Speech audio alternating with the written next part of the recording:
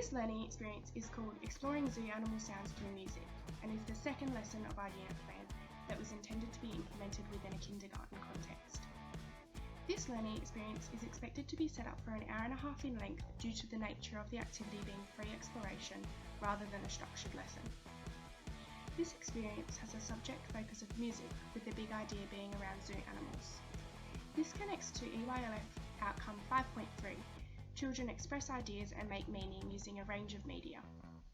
Similarly, the lesson connects to the Australian curriculum content descriptors, sing and play instruments to improvise, practice a repertoire of chants, songs and rhymes, including songs used by cultural groups in the community.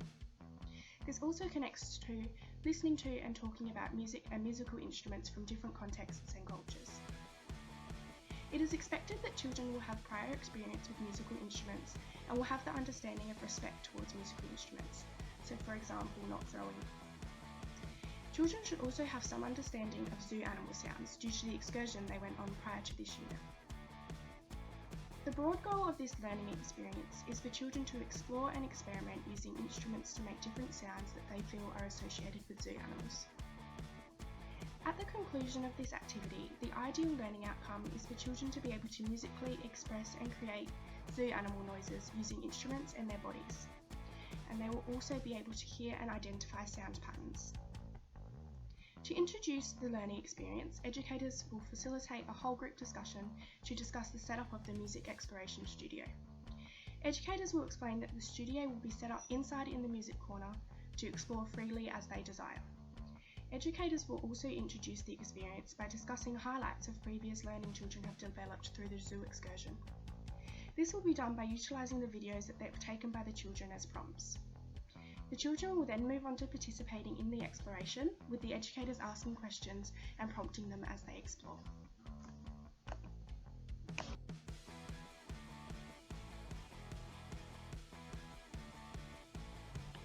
So the resources that will be used in the learning experience include musical instruments such as 2 egg shakers, 2 handbells, 1 keyboard, 2 small bongo drums, 1 xylophone and 2 tambourines.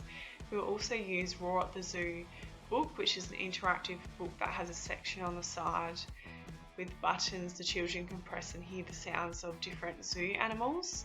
So we chose this because some of the animal sounds in the book are different to the animals seen at the zoo the children visited, and we thought it would be a really good asset to the learning experience. We also have photographs of animals printed from the zoo as prompts to recap children's thinking from the excursion, and along with this we'll have videos on the camera of animals which was taken at the zoo by the children, and this will help them to capture some of the different sounds the animals made. And then lastly we'll have an iPad, and this will be available to complete Google searches if the children want to look for different zoo animal sounds on the internet, and then it will also be used to capture the children exploring the musical instruments and creating sounds through videos and also photos. The music studio space will be set up in one of the corners in the kindergarten room. There will be a round table with the musical instruments placed in the middle so the children can access them with ease. The keyboard will be on a separate smaller table just off to the side of the circle table, and the pictures, photos and Roar at the Zoo book will be placed on a medium-sized rug next to the circle table so the children can explore them easily before they start to look at exploring the musical instruments. The space will be just designed to cater for children's need, and they will be able to come and go as they please in the area. The reason we have decided to create a music studio space and implement this learning experience in small groups is because it is a lot easier for the educators to take notes and observations of children, have in-depth conversations and discussions with them, and it will allow the children to take part in it if they want to, or they do not have to take part in it at all. It will also encourage those children who are engaged in the experience to participate for a longer period of time because it is open-ended. One of the main reasons we decided to implement the experience in this way is because it would be extremely difficult to complete it in a whole group situation because there would not be enough musical instruments. The room would become loud, which would lead to sensory overload for some children, and it will be difficult to have conversations, discussions, take photos and videos of 22 children at one time. Lastly, the setup suits the context of a kindergarten because generally speaking, these type of learning experiences are completed in small groups so they can last longer and be open-ended and suit to the child's interests, needs and abilities.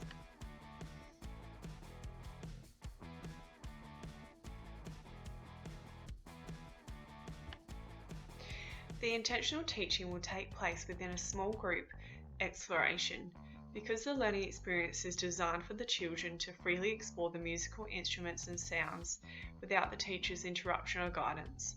The intentional teaching comes into play through the discussions about the animal sounds and musical instruments the children are using, the resources that have been provided, which were listed previously and they're also in the lesson plan, and through recapping children's prior knowledge and sounds during the first part of the learning experience. The first part of the experience will include showing children videos of animals that they took on their excursion to the zoo, and then prompting them with questions such as, what sounds can you hear, and is it loud or quiet, to recap their thinking and link it to their previous lived experiences. The educators will encourage children to practice saying the animal sounds out loud. They will do this through prompting questions such as, how can you make a noise with your mouth? And can you make the noise of a zebra running with your body? The teacher may demonstrate, as an example, using body percussion at this time to create a zebra running by clapping their hands together loudly. An example of this could include open-ended questions will also be used to promote discussions within the small group. An example of this is, tell me why you chose that sound to represent a lion, which will open conversations up about sound patterns they have used, and which can be an opportunity for intentional teaching. Throughout our music activity, the educator facilitates the children's ideas and understanding through open questioning and praise. The educator utilises open questioning to facilitate the children's participation in the activity. These questions will extend on the children's learning with particular focus on the different sounds animals make, not just restricted to the vocal noise.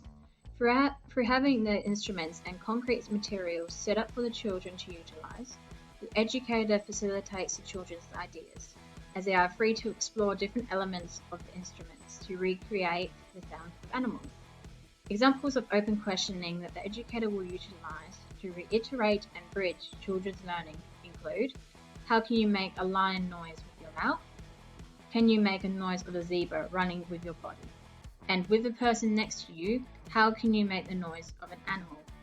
Through paying these questions with praise, the educator is able to facilitate the children's ideas and exploration. The children are able to experiment with a range of elements of music through their exploration of the instruments as they copy the sounds of the animals. Examples of praise that the educator may utilise include, I love how you're using your body, and it's interesting how you use the drums to recreate the sound of an elephant walking.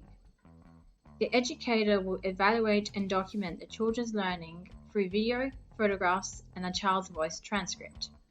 Throughout the activity, the educator will take videos and photographs of the children, paying particular focus to how they explore the instruments and their bodies to make sounds. As a part of the activity, the educator will have conversations with the children as they experiment with instruments, evaluating their understanding of elements of sound in relation to copying the noise of an animal. The educator will further integrate the child's voice via a transcript. In this transcript, the educator will scribe the children's ideas and wonders as they explore the instruments and body percussion. This would be collated into a group learning story, which the educator could utilise as a resource to branch into further activities.